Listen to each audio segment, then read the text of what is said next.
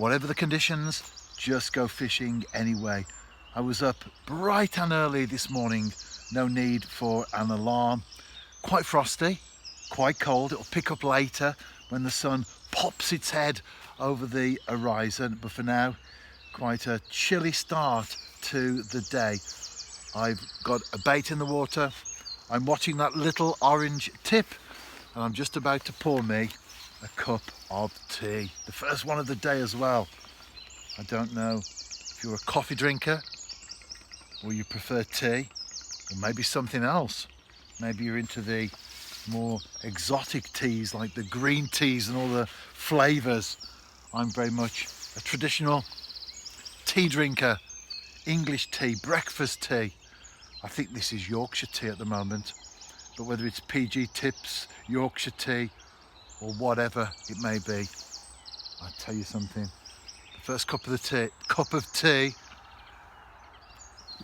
of the day is always very refreshing, and the first fish of a session is also very welcome indeed, and I'll be back with that in due course. I think it will be a gudgeon. The float's going and I'm into a fish. Oh, feels a bit bigger than a gudgeon actually. If this is a gudgeon, I might be the British record holder if I can get it in the net. It's a bream. I thought it may have been. Oh, it's giving me the run around a little bit. It's a little bit bigger than the tiny ones I've been catching, but certainly not massive. For the canal though, if you were a matchman and you're catching a few of these, which I'll show you in a moment, you'd be happy enough. Probably half a pound or so.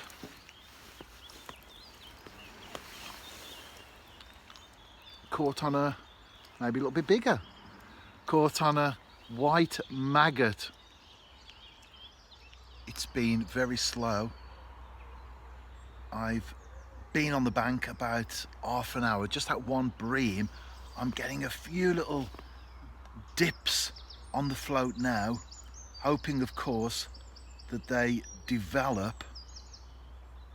The conditions, although we go fishing anyway, will obviously affect what's going on, and I did strike at that. Unfortunately for me, nothing on the other end. I'm pretty sure that was a gudgeon though. Put the bait back out and I could well be back with the aforementioned species of fish. And almost immediately the float goes. It's not a gudgeon though. Again, if it is, I'll be the British record holder. This time it's a roach. A bream and a roach on the bank. And well, let me show you now. I might need the disgorger just slightly because it's inside the mouth, not too much, but I'll use the disgorger on that in a moment. Very simple. Out in a split second. Always carry a disgorger. In fact, I've got 3 or 4 different sizes depending on the type of fishing that I do. No problems at all as far as the roach is concerned, and that's now going back into the canal where he came from. Another bite there. I think I've drawn some fish in and they are feeding. I wonder what this one will be. Assuming the bite develops and I land it, of course. Could it be a gudgeon? I've had 1 bream, 1 roach. Surely there must be a gudgeon on the bank in due course. No words needed. I'm ready to go now. I've enjoyed it, a short session. It has been slow. I've actually caught more roach than gudgeon, which is a first for a while, because gudgeon have been the predominant species on most of my recent sessions on the canal. Just the 1 bream, that was the initial fish that I caught. I'm off home, got some work to do around the house.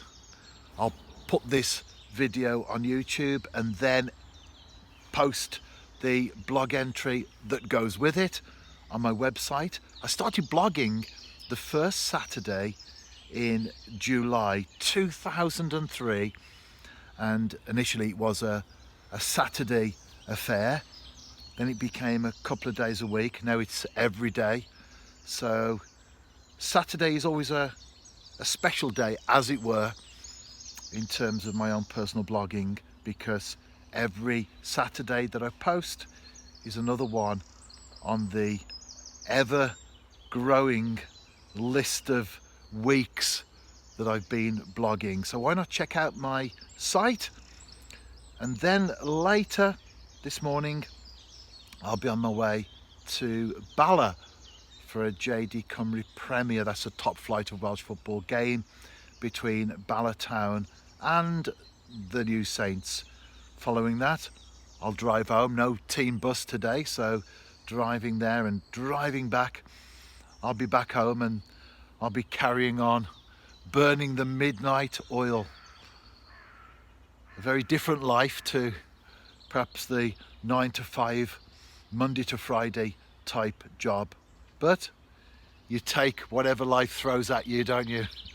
And you get on with it. And as long as I can get that fishing in, even if it's only for a short session like this morning, I'm a happy camper. And as I push on in years anyway, well, I won't be full on forever. As far as fishing's concerned though, I'll still be out every day.